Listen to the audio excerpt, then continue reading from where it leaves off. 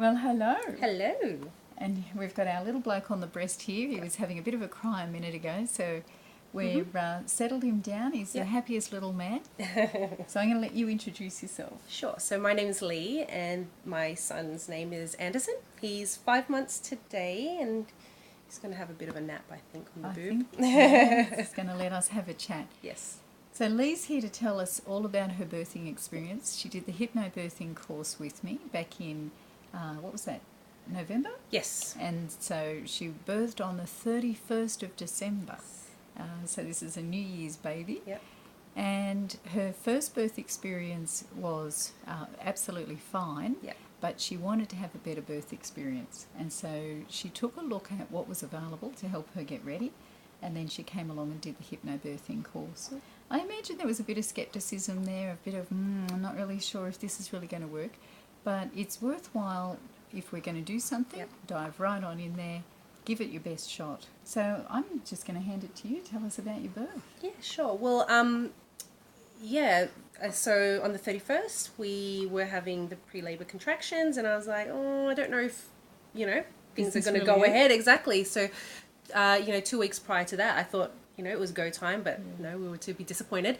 So we just waited it out, and then it was starting to get established, and I found that, no, I'm actually in labor, and sounds like he's coming on the 31st of December. And so how did you know? So you'd had what sort of signals? Well, so the early that morning while I was sleeping, I felt, sort of like my period pain, like cramping, and I slept through it. So I thought, no, it was, too early, it wasn't established, or they were very weak. And approximately 9 a.m. so I had breakfast, and then I could, What did you have for brekkie? Actually, I was thinking of you. I was I thought, just in case.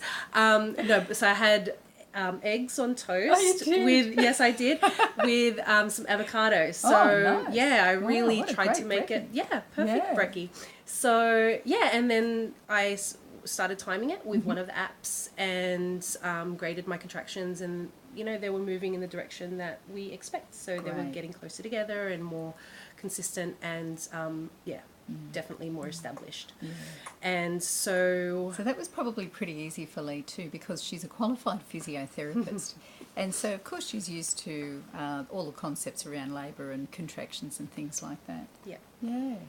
So and it wasn't until and I guess our main aim, as we know, is to stay home as long as we could, and by about 3 o'clock I started feeling very different signals, and I thought it was time to go into the hospital, and the midwives invited me to come in to be assessed.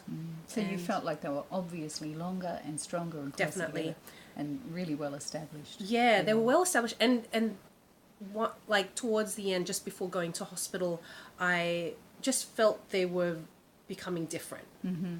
More serious. More serious, more obvious. And I was finding it a little bit more difficult to to keep under control, and well, in the car can be a bit tricky too. And I didn't want to leave it too long as well. And I thought, it was. So were you in the front of the car, just in the normal seatbelt, or what were you doing? Yep, I was in the front of the car. Oh, well, okay. So that's good. Yeah. Because often women are like, nah, I was on the back seat and I was in the hands, knees position, and no, I was adamant this time around I was going to stay as calm as I could. Because especially with the first one, there was a lot of hoo-ha, and I wanted to keep to the principles and be as calm as possible, and just breathe through it, and so it was fine. So how was it different to first time around, or how was your preparation different? What did you do to prepare first time around? I didn't prepare. I just thought I would be fine for some silly reason. I did the courses through the hospital, which were adequate, but they by nowhere means, prepared me for what I was going to go through, or even my husband. So my birth was fine. Like I would still agree that I had a positive birth experience. However, I did have an epidural. I was pushing for a couple of hours, which put me at risk. And, if I had kept pushing for a little bit longer, I, could have gone down a very different path. And as you said, being a physiotherapist and particularly working in women's health, I knew, that's a risk I didn't want to put my body under or my child under as well. And that's why I was trying to find for an alternative and get a little bit more informed of what my options were. So you didn't have a forceps delivery first time? I did not, no. So but you realised how close you scraped to... Potentially, yeah. They did threaten it. Oh, okay. Whether or not it was just to, get me to push harder. Yeah. But or did they recommend a cesarean? Or? No, but, it's weird because I had no pain on my first child because I had the epidural early on. Yeah. So pain wasn't an issue. But the fact that I was vomiting because of all the medication and the drugs, that's what gave me a more unpleasant experience. So every time I pushed, I vomited. And that's not nice. No. And then you get dehydrated. Exactly. That's not ideal. Yeah. So... bladder catheter and the drip in the back of the hand and the fetal monitoring. And exactly. Did that seem to you like a much more medicalised birth? Yeah. Yeah. And is that what you wanted? Well, I didn't know what I wanted. I didn't know, and as a physio, I have actually seen many births because I actually did a women's health rotation as a student. So I actually got to see some women deliver in hospital, which was amazing. But they were all very different, and that's what was amazing. And even my birth was different to what I had envisaged. And it was certainly not what I'd had seen. And as I said, I didn't want that feeling anymore. I didn't want a feeling where I was getting drugged or my baby was getting drugged. And I just thought that there'd be a better option out there. And I just thought I'd get more informed. Absolutely. And I've met that before where quite a few women have had one experience first time around. They wouldn't necessarily criticise it, and they don't feel that it was negative. They just know this could be better. Yeah. Yeah. Definitely. Yeah. And that sounds like it's what your motivation was. Totally. Yeah. Yeah. Cool. Yeah. And so you got into the hospital, and how far dilated were you when you got in there? So 3:30 p.m. Yeah, 3:30 p.m. So I was seen to by a student midwife, and so she had established it was about 8.5 centimeters dilated. Okay. She actually said to me after the delivery, she said, you were pretty much closer to 9 centimeters. Okay. Yeah. So but she just didn't want to tell me that for whatever reason that was. But she so she, I was admitted straight away because what had happened the first time around, I was so reluctant to go in too early because we'd been sent away for our first child, so I'd gone into hospital too early, and I didn't want that to happen this time, so I really made sure that I stayed home for as long as I could. So when you went in too early last time, what happened then? What was not so good about that? Well, I just wasn't... you stayed or you got sent home? No, I got sent home. Okay. I got sent home. Well, that's disappointing. It is disappointing, exactly. And that's why I didn't want that to happen again. So I made sure that I was, it was go time. Because you feel, it's a mixture of feelings, isn't it? Yeah, like, damn, we failed. We got rejected. Yes. And what did Steve feel when... I think it was just, especially because when we had presented that first time, it was about 1 o'clock in the morning, and we had to go through via emergency. And then get, wait for a security guard to walk us through. So it was just... inconvenience. Yeah. And it turned out not to be for a sensible reason. Exactly. It's just that we're in early lane. Exactly. Yeah, gotcha. And then I ended up having to return, 2 hours after that anyway.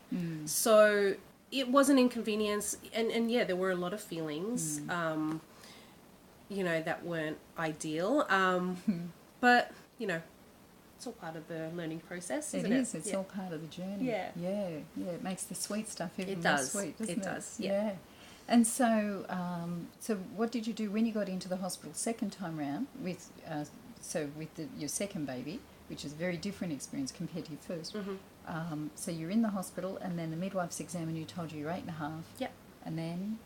Yeah, and then so I was admitted, and I gave her my birth plan. She reviewed it, and she just pretty much left me to do whatever I wanted to do. And lights were out, you know, it was nice and dark. We had our music playing, and yeah, we just continued to proceed with, you know, making sure that I was as comfortable as possible. Cool. Yeah. And then what did Steve do? Run the bath? Steve ran the bath. Yeah, got me drinks, you know, just all that extra stuff that we didn't know about, you know, beforehand.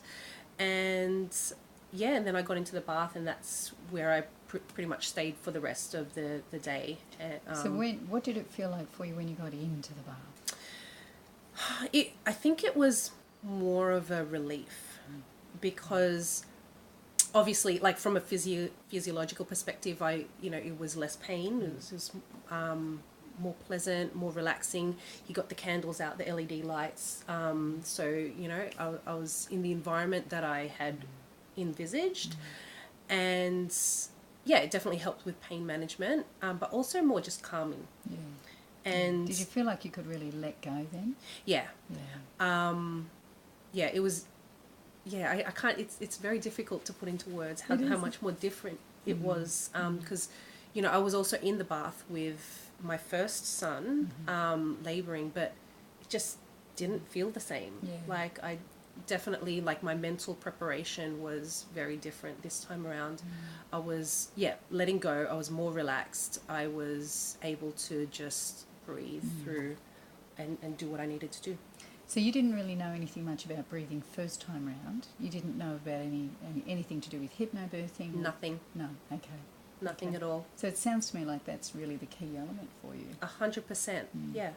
That was, I would attribute the success of this, or my positive experience, to the fact that I was able to manage my pain through, you know, the hypnobirthing techniques that I learnt, you know.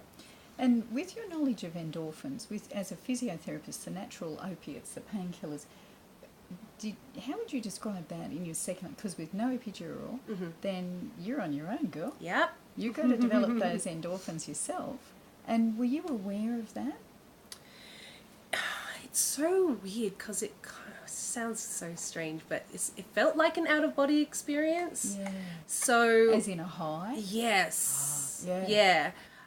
So, you know, when he was crowning, and, you know, when I finally delivered him, obviously the sense of relief and the sense of accomplishment that I had was phenomenal. But yeah, it's hard to explain. It is, isn't it? Yeah, Euphoric. Feelings. It's euphoric. It is, and they're feelings you don't normally feel. No. And so finding the words for them is like, where do I even begin to find the words? But euphoric is a word that's used a lot by women who have had that sort of experience. Yeah.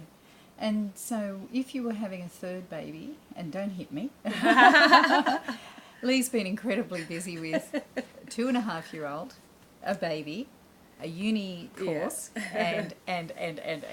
So I'm not really tormenting her. I'm only asking her a theoretical question. If you were to have a third baby, what would be your preparation this time, and what would you strongly feel for yourself in a third pregnancy? What would you be very determined to do? I would continue with the hypnobirthing principles. So just, you know, just going back to meditation, just breathing and staying as healthy as possible. And like, not only from a physical perspective, but mentally practicing self-care. You know, it is having 2 children. Oh my goodness. Like it's, and little ones. Yeah. It's so hard. Intense. It is intense. And busy.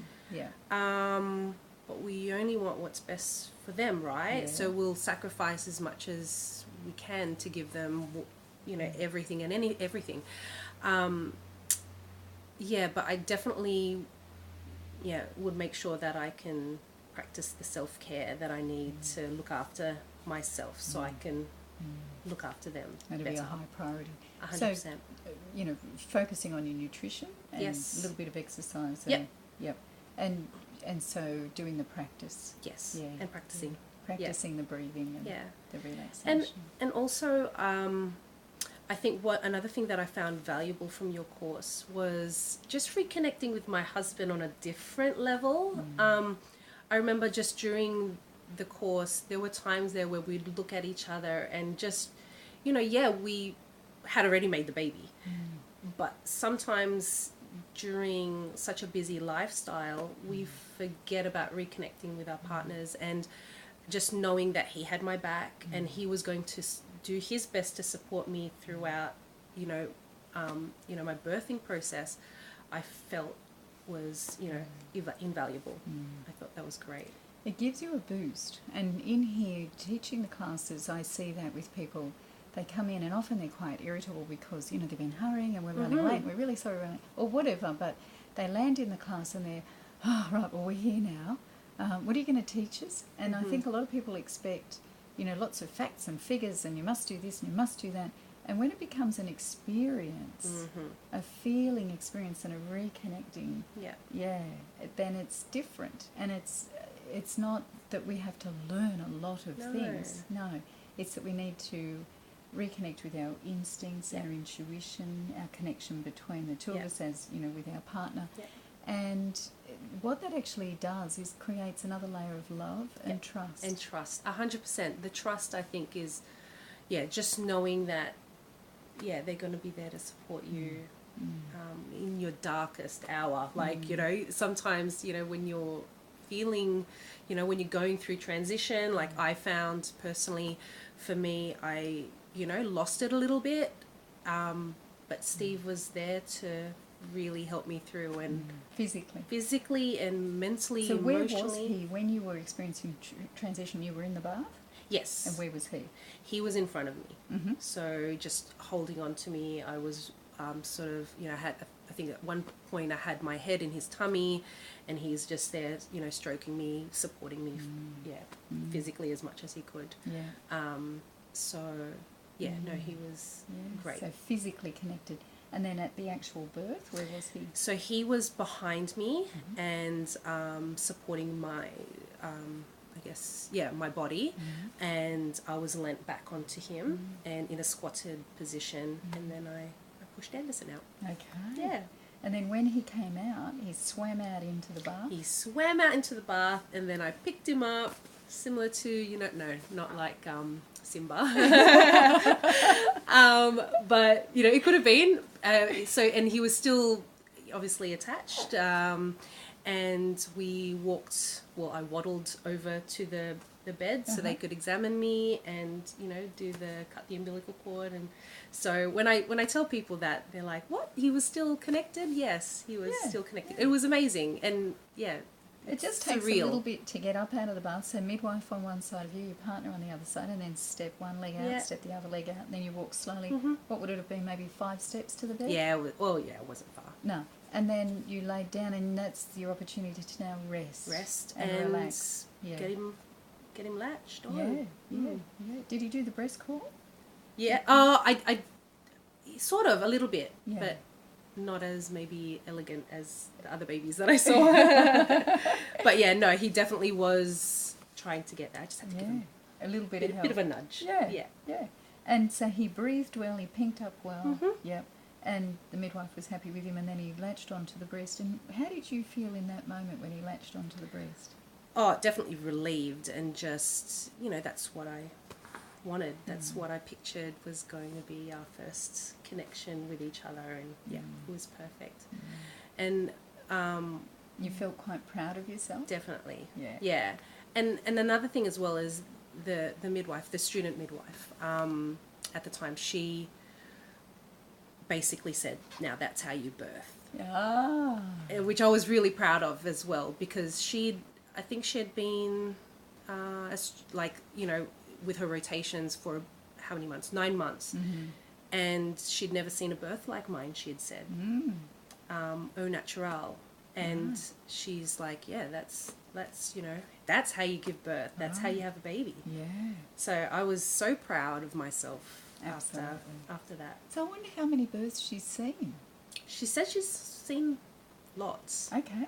So that's why I was really astounded and actually quite sad to a certain extent that a lot of other mothers didn't have the opportunity that I did to have an amazing birth experience. My guess is she's probably second year student and she could be third year, so she's probably seen between 30 births and 40 births. Yeah, maybe. Yeah, she's seen a lot. Okay. Yeah, cool. Yeah. Yeah. Well, how wonderful. It was, it was nice to hear that. Great for her. And then when she understands about hypnobirthing, that means that the next woman coming in that says, I've done hypnobirth, she's like, I've seen this before. Yes. I know exactly. There's nothing weird about this. Yeah. Yeah, I'm familiar with this now, and I respect it. Yeah. Yeah. Yeah. So you've certainly taught that student midwife something. How awesome. Yeah. That was cool. And when you look back now, how do you feel about it all now? I always smile. Like it's hard not to smile when I think back at his birth. It's it's life-changing, and again it gives me pride that I was able to do something that I'd never thought in a million years that I'd even be able to do that. But again, it was so primal. It was such a primal, instinctive experience. It's weird. I make it sound like a ride, like everyone's got to experience this ride, you know. But it's I never thought I could do it. But again, it's I realized soon enough that of course I could do it all along. I just needed some skills to get through it. And that's why the hypnobirthing aspect of your course was definitely vital for me to get through it, because it learnt me to trust myself and trust my own body. Yeah, they're the key elements, aren't they? Yeah, trust yourself and trust your body. Yep. Rather than relying on anybody else, even though you had good backing and the right circumstances and the bath available, and Steve was awesome. It's knowing that you can do it within yourself. Yep. And even though you hadn't proven it before, you know deep down instinctively, I got this. Yeah. Awesome. Fantastic. Well, good on you. Thank you so much.